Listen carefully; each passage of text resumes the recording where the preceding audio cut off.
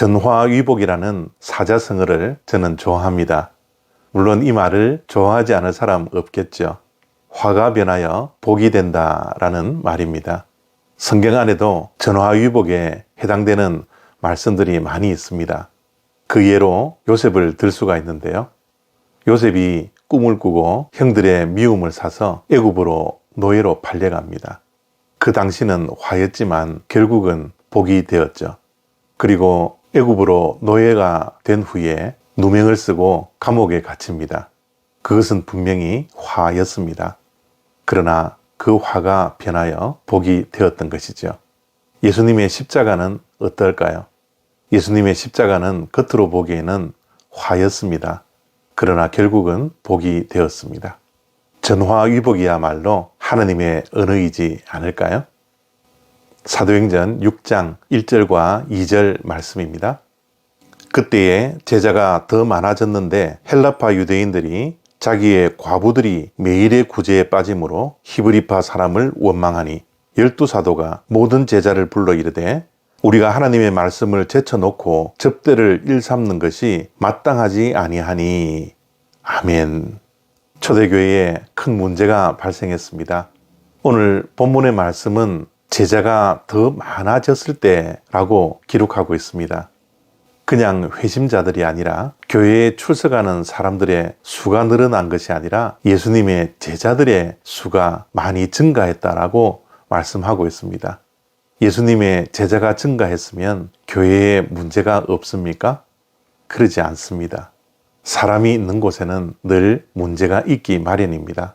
그래서 제자의 수가 더 많아졌음에도 불구하고 교회에 갈등이 생겨졌습니다. 헬라파 유대인과 히브리파 유대인들이 구제하는 문제로 교회가 서로 원망하고 교회가 서로 갈등하고 있었습니다. 이렇듯 어느 교회든 문제는 늘 존재합니다. 그런데 이런 문제 앞에서 사도들이 문제의 해결점을 제시하는 것을 우리는 눈여겨보아야 합니다. 우리의 삶에도 우리의 가정에도 교회에도 이 사회에도 항상 문제는 있습니다. 그러나 그 문제를 어떻게 해결하느냐에 따라서 전화위복이 된다는 것을 우리가 기억해야 합니다. 2절 말씀에 따르면 사도들이 제자들을 불러서 하나님의 말씀을 제쳐놓고 구제하는 일에 전념하는 것은 마땅하지 않다라고 말씀을 하고 있습니다. 여기에서 제쳐놓다라는 말이 중요하죠.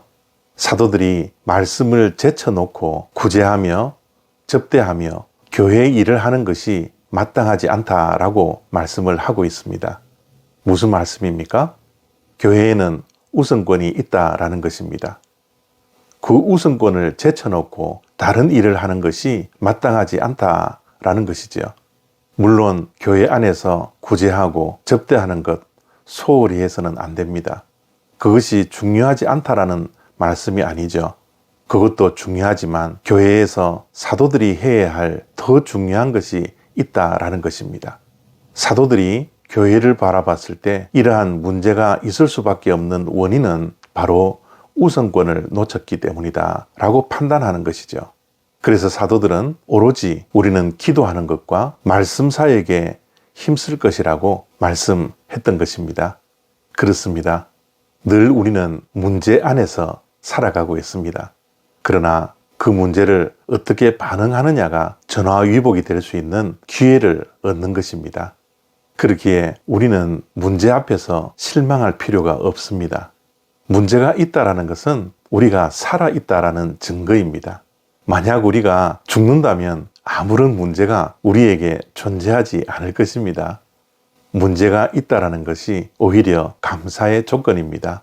그러나 분명하게 오늘 이 아침에 기억해야 할 것은 문제 앞에서 우리가 해야 할 우선권을 회복하라라는 것입니다. 우리의 믿음의 여정 가운데 가장 우선되는 것이 무엇이어야 합니까? 우리 교회가 가장 우선시 해야 하는 것이 무엇입니까? 우리의 신앙생활 가운데, 교회 생활 가운데 모든 것이 다 중요합니다.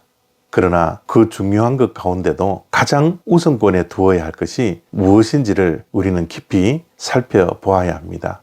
말씀과 기도, 이것이 우리 신앙의 교회의 가장 기본이요, 가장 기초라는 것, 그리고 가장 우선되어야 한다라는 것, 우리는 기억해야 합니다.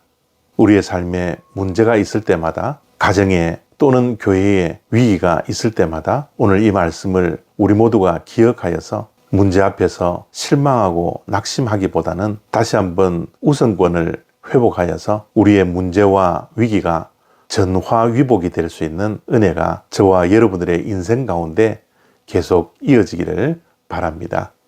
감사합니다.